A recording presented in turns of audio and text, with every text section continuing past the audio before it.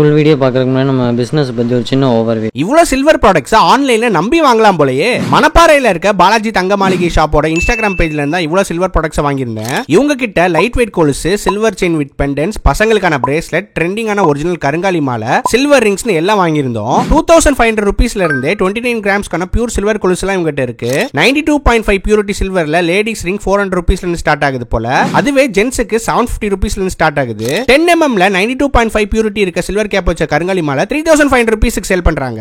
சேலம் சில்வர்ல செஞ்ச கொலுசு, குத்துவிளக்கு, டம்ளர், ஸ்பூன், பவுல்ஸ்க்கு எல்லாம் மேக்கிங் சார்ஜ் அண்ட் வேஸ்டேஜ் கிடையாது. உங்க லவ்ட் ஒன்ஸ்க்கான கஸ்டமைஸ் ரிங்ஸ், பிரேஸ்லெட் எல்லாம் பண்ணி கொரியர் கூட சென்ட் பண்றாங்க. எல்லா வீக்கெண்டும் அவங்க இன்ஸ்டா ஸ்டோரிஸ்ல ஆஃபர்ஸும் அப்டேட் பண்ணிட்டு இருக்காங்க. நீங்களும் இந்த மாதிரி கோல்ட் அண்ட் சில்வர் ப்ராடக்ட்ஸை ட்ரஸ்டடா ஆன்லைன்ல வாங்கணும்னு நினைச்சீங்கன்னா கண்டிப்பா இந்த பாலாஜி தங்க மாளிகை இன்ஸ்டா பேஜை செக் பண்ணி பாருங்க.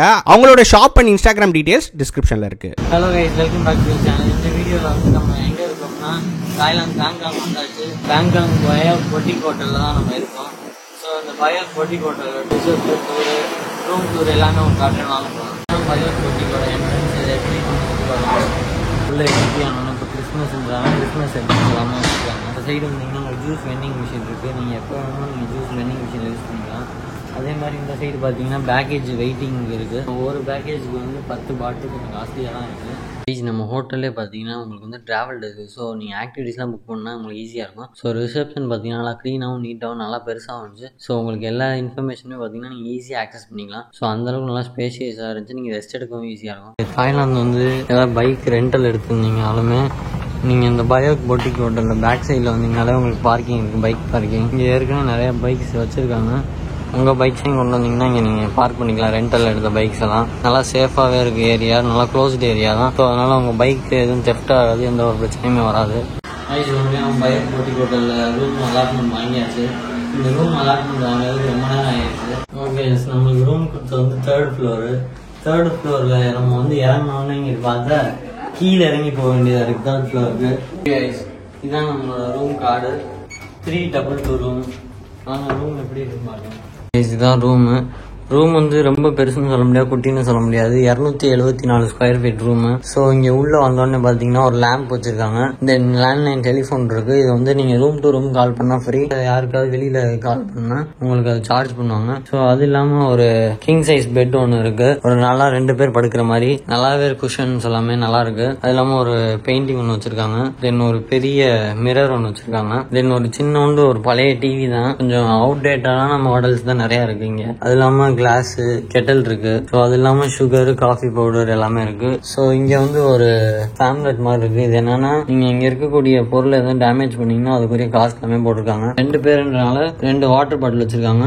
தென் ஒரு ஹேர் ட்ரையர் இருக்கு, தனியா தான் இருக்கு, நம்ம வேணும் யூஸ் பண்ணிக்கலாம். ஸோ தென் டிஷ்யூ பேப்பர்ஸ் வச்சிருக்காங்க. ஸோ தென் ஒரு லாக்கர் இருக்கு, ரொம்ப பழைய காலத்து லாக்கர் மாதிரி இருக்கு. தென் எமர்ஜென்சி டார்ச் லைட் ஒன்று வச்சிருக்காங்க. அப்புறமேட்டு ஃப்ரிட்ஜ் இருக்கு. ஃப்ரிட்ஜுமே ரொம்ப பழைய ஃப்ரிட்ஜ் ஆயிடுச்சு. ஸோ ஏசி இருக்கு. இங்க வந்து உங்களோட பேக்கேஜ் வச்சுக்கிற மாதிரி சின்னோண்டு ஒரு ஏரியாஸ் இருக்கு. ஸோ இந்த சைடு பாத்தீங்கன்னா விண்டோ இருக்கு. இதாங்க ரெஸ்ட் ரூம் கொஞ்சம் பழைய ரெஸ்ட் ரூம் மாதிரி தான் இருக்கு, பட் கிளீனா நீட்டா இருக்கு. எக்ஸாஸ்ட் ஃபேன் இருக்கு, டவல்ஸ் இருக்கு, பாத் டப். ஷவர் எடுக்கணும்னாலும் பாத் டப்புக்குள்ள நின்றுட்டு தான் ஷவர் எடுக்கணும். தென் ஹீட்டரும் வச்சிருக்காங்க. இதாங்க சிட் அவுட் ஏரியா. அடுத்து டிஷ்யூ பேப்பர் வச்சிருக்காங்க. Then shower cap, cotton buds, soap எல்லாமே வச்சிருக்காங்க. தென் வாஷ் பேஷன் இருக்கு, ஒரு பெரிய கிளாஸ். இப்ப ரூம் பத்தி டீட்டெயிலா பேசுவோம். இப்ப நாங்க புக் பண்ணிருக்க ரூம் பாத்தீங்கன்னா டீலக்ஸ் ரூம். இந்த டீலக்ஸ் ரூம்ல வந்து 2 அடல்ட் வரைக்கும் இருக்கலாம். ஸோ அந்த 2 அடல்ட்டுக்கு சேர்த்துதான் சார்ஜஸ். இப்ப நாங்க புக் பண்ணிருக்கிறது படி பாத்தீங்கன்னா ஒரு நைட்டுக்கு வந்து வித் பிரேக்ஃபாஸ்டோட 1600 தாய் பாட் வருது. நம்ம இந்த ரூமுக்கு எல்லாமே ஆன்லைன்லயே பே பண்ணியாச்சு. பட் அப்படி இருந்தாலுமே இங்க வந்தோன்னு நம்மகிட்ட வந்து ரீஃபண்டபிள் டெபாசிட் வாங்கியிருக்காங்க. ஒரு ரூமுக்கு வந்து 1000 தாய் பாட் வாங்கியிருக்காங்க. அது எப்ப இருந்தாலும் ரீஃபண்ட் பண்ணிடுவாங்க அவங்க. ஸோ இல்லாட்டி நீங்க ஏதாவது டேமேஜ் பண்ணீங்கன்னா அதை ரீஃபண்ட் பண்ண மாட்டாங்க. அதுல இருந்து டேமேஜ் பண்ண காஸ்ட் வந்து டிடெக்ட் பண்ணிட்டு மீதியை தான் உங்களுக்கு ரீஃபண்ட் பண்ணுவாங்க. ஸோ நாங்க இப்ப 2 ரூம் புக் பண்ணிருக்கனால 2000 தாய் பாட் வாங்கிட்டாங்க. அது இல்லாம இந்த பயாக் பொட்டிக் ஹோட்டல்ல புக் பண்ணதுக்கான மெயின் ரீசன் என்னன்னா இது வந்து மார்க்கெட் ஏரியாவுக்கு பக்கத்துல இருக்கு. ஸோ இந்திரா ஸ்கொயர் இங்கேருந்து வந்து 100 மீட்டர்ஸ் தான் வாக்கபிள் டிஸ்டன்ஸ்ல இருக்கு. அது இல்லாம இந்த ஹோட்டலை சுத்தி நிறைய இந்தியன் ரெஸ்டாரண்ட்ஸ் இருக்கு. ஸோ ஃபுட் ஆக்சசிபிலிட்டி ரொம்ப ஈஸியாகவுமே இருக்கு. அது மட்டும் இல்லாமல் இந்த தாய்லாந்தை பொறுத்த வரைக்குமே எப்பயுமே வந்து செக்இன் செக் அவுட் டைம் வந்து டிஃப்ரெண்ட்டாக இருக்கும். ஸோ செக்இன் டைம் பார்த்தீங்கன்னா ஆஃப்டர்நூன் 2 o'clock இருக்கும்.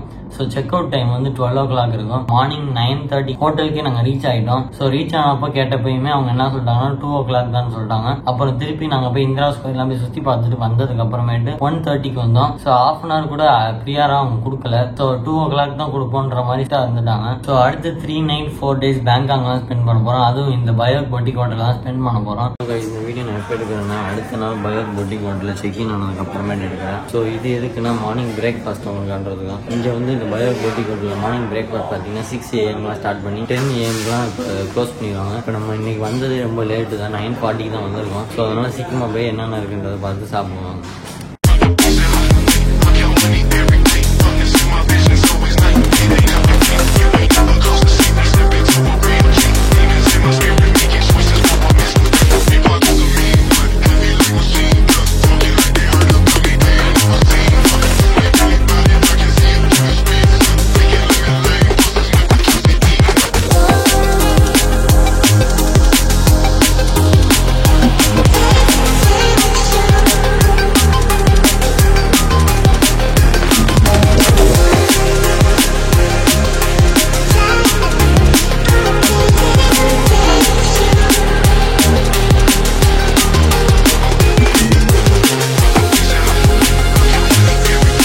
ஓகே, இப்போ நம்ம எல்லா ஃபுட்டையும் எடுத்து வந்து சாப்பிட வந்தாச்சு.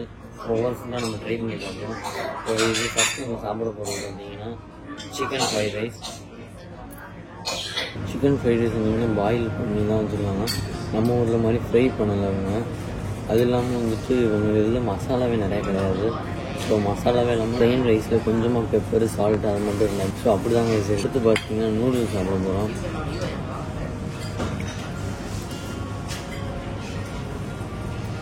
நூடுல்ஸ் பொறுத்த வரைக்கும் நல்லா சட்டிலாகவே இருக்குது. இதுலேயுமே மசாலா கூட கிடையாது, எல்லாத்துக்குமே மசாலா கம்மியாக தான் ஆட் பண்ணிடுவாங்க. அது இல்லாமல் அவங்க வந்து எல்லாத்துக்குமே பாயில் பண்ணி தான் சாப்பிடுவாங்க. அதிகபட்சமாக எதுவுமே ஃப்ரை பண்ண மாட்டாங்க. ஸோ நம்ம அவங்ககிட்ட புக் பண்ணிட்டு பார்த்தீங்கன்னா அமெரிக்கன் பிரேக்ஃபாஸ்ட் இது எல்லாமே இன்க்ளூட் ஆகும். ஸ்கிராம்பிள் எக் ட்ரை பண்ணி பார்ப்போம்.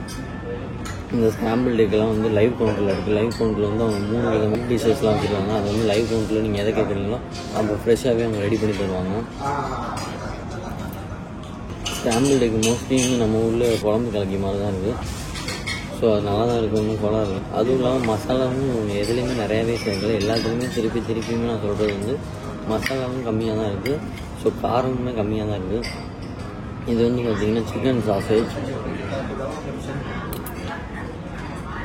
சாசேஜ்லாம் பார்த்திங்கன்னா இங்கே அவங்களாவே ரெடி பண்ண மாட்டாங்க. எல்லாமே 7-Eleven வந்து ஃப்ரோசன் பேக்கெட்ஸாக இருக்கும். அதை நம்ம வாங்கி பாயில் பண்ணி அதை நம்மளுக்கு அப்படியே கொடுத்துருவாங்க. அடுத்து பார்த்திங்கன்னா அங்கே இருந்த கேபேஜ் அதெல்லாம் வச்சு நான் ஒரு சாலட் ஒன்று பண்ணியிருக்கேன். அந்த சாலட் எப்படின்னு பார்ப்போம். இப்போ இதெல்லாம் பார்த்திங்கன்னா தாய்லாந்து டொமேட்டோ இவ்வளோ குட்டியாக இருக்குது. பார்த்திங்கன்னா டொமேட்டோ இங்கே இருக்கக்கூடிய வெஜிடபிள்ஸ் சாலடு ஃப்ரூட்ஸ் எல்லாமே வந்து ஃப்ரெஷ்ஷாக இருக்கும். ஸோ அதனால் டேஸ்ட்டுமே நல்லா கூடவே இருக்குது. இவங்க வந்து மோஸ்ட்லி ஹைப்ரிட் மாதிரி தான் அவங்க யூஸ் பண்ணுவாங்க. அது வந்து மோஸ்ட்லி ஹெல்த் இஷ்யூஸ் எல்லாம் காசு பண்ணாது. அடுத்து ஜூஸ்ன்னு பார்த்தா கோவா ஜூஸ் இருக்குது, இதை ட்ரை பண்ணி பார்ப்போம். இந்த கோவா ஜூஸ் இந்த ஆரஞ்சு ஜூஸ்லாம் பார்த்தீங்கன்னா மோஸ்ட்லி வந்து 5 லிட்டர் ரீஃபில் பேக்ஸாகவே வந்து 7-Eleven விற்கும். அதை அவங்க வாங்கி வந்து பாட்டிலில் ரீஃபில் பண்ணி நமக்கு இதை இப்படி கொடுக்குறாங்க. பட் இது வந்து இவங்களாம் ரெடி பண்ணுறது கிடையாது. எல்லா பஃபேலையுமே சரி எல்லா ஹோட்டலுமே சரி இங்கே பார்த்தீங்கன்னா எல்லாமே ரீஃபில் பேக்கெட்ஸில் வாங்கி அதை தான் நம்ம கொடுப்பாங்க. ஸோ அதனால் டேஸ்ட் எல்லாமே நார்மலாக தான் இருக்கும். ஸோ இவங்க இது பண்ணுற மாதிரி ஸ்பெஷலாலாம் இருக்காது. இப்போ ஆரஞ்சு ஜூஸ் ட்ரை பண்ணுவோம். கோவா ஜூஸ் ஆரஞ்சு ஜூஸ் பொறுத்த வரைக்கும் தாய்லாந்தில் பார்த்தீங்கன்னா 7-Eleven ஒரு ஸ்டோர் இருக்கும். அது மாதிரி எந்த ஃப்ரூட் ஜூஸ் நீங்கள் எடுத்தாலுமே நீங்கள் அப்படியே அந்த பழத்தை நீங்கள் ஒரிஜினலாகவே உரிச்சு நீங்கள் சாப்பிட்டீங்கன்னா எப்படி இருக்குமோ அந்த மாதிரி இருக்கும். ஜூஸில் எக்ஸ்ட்ராக்ட் தான் கலப்பாங்க. பட் அப்படி இருந்தாலுமே ஃப்ளேவர் வந்து ரொம்ப டாமினேட்டிங்காக இருக்கும். ஸோ ஜூஸ்னாலே டாமினேட்டாக தான் இருக்கணும். பட் நம்ம இந்தியாவில் இந்த மாதிரி டாமினேட் ஜூஸ்லாம் கிடையாது. பட் தாய்லாந்தில் பார்த்தீங்கன்னா எந்த ஃப்ரூட் ஜூஸ் எடுத்தாலுமே அந்த ஃப்ரூட்டோட டாமினேஷன் தான் கூட இருக்கும். ஸோ அப்படின்னா தான் அது பேர் ஃப்ரூட் ஜூஸ். பட் இந்தியாவில் அப்படி கிடையாது, அதில் அப்படி தான் போட்டிருப்பாங்க. பட் வீட்டனிங் டேஸ்ட் மட்டும்தான் இருக்கும். ஸோ அடுத்து பார்த்தீங்கன்னா ஹாட் சாக்லேட் எடுத்து வந்திருக்கேன். இந்த ஹாட் சாக்லேட்டை பிடிச்சி பார்ப்போம். ஹாட் சாக்லேட்டுமே சூப்பராக இருக்குது. இந்த ஹாட் சாக்லேட் வந்து அவங்க கேட்பரியோட ஹாட் சாக்லேட் மிக்ஸில் தான் கலந்துருக்காங்க. ஸோ அதனால் ஒன்றும் பெரிய டிஃப்ரென்ஸ் கிடையாது. இந்தியாவிலே இது கிடைக்கிறதா நார்மலாகவே. இப்போ நம்ம பேக்கரி ஐட்டம்ஸ்லாம் சாப்பிடுவாங்க. இதில் ஃபஸ்ட் நம்ம சாப்பிட போகிறது வந்து croissant. ஸோ இதை நம்ம வந்து ஃபஸ்ட்டு இப்படி கொஞ்சமாக எடுத்துகிட்டு அதை ஸ்ட்ராபெரி ஜாமில் தடவி சாப்பிடுவோம். Strawberry jam with croissant. இப்போ பார்த்தீங்கன்னா அது ஆரஞ்சு ஜாம் தடவை இருக்கும். ஸோ பேக்கரி ஐட்டம்ஸ் ஃபர்ஸ்ட் நம்ம சாப்பிட்டு வந்து கிராசி ஒன்று சாப்பிட்டோம். கிராசின்னு பார்த்தீங்கன்னா நல்லா ஃப்ரெஷ்ஷாகவே இருந்துச்சு. அதை நம்ம இந்த ஸ்ட்ராபெரி ஜாமில் தொட்டு சாப்பிட்றப்ப நல்லா இருந்துச்சு. ஸோ ஸ்ட்ராபெரி ஜாம் வந்து எல்லாருமே காமனாக நல்லா சாப்பிடுவாங்க. ஸோ அதனால் அது ஒன்றும் பிரச்சனை கிடையாது. பட் இவங்க ஆரஞ்சு ஜாம்னு வச்சுருந்தாங்க. ஸோ அந்த ஆரஞ்சு ஜாமை பொறுத்த வரைக்கும் எல்லாருமே சாப்பிட மாட்டாங்க. ஏன்னா அதில் கொஞ்சம் லைட்டாக புளிப்பு இருக்குது. ஆரஞ்சு தோலை சாப்பிட்டா அப்படி இருக்கும். ஸோ அந்த மாதிரி தான் இருக்குது. மோஸ்ட்லி இது வந்து ஆரஞ்சு தோல் தான் செஞ்சுருப்பாங்க. ஸ்ட்ராபெரி ஜாம் வந்து ரியல் ஸ்ட்ராபெரியிலே எக்ஸ்ட்ராக்ட் பண்ணி அதை செஞ்சது தான் இது எல்லாமே.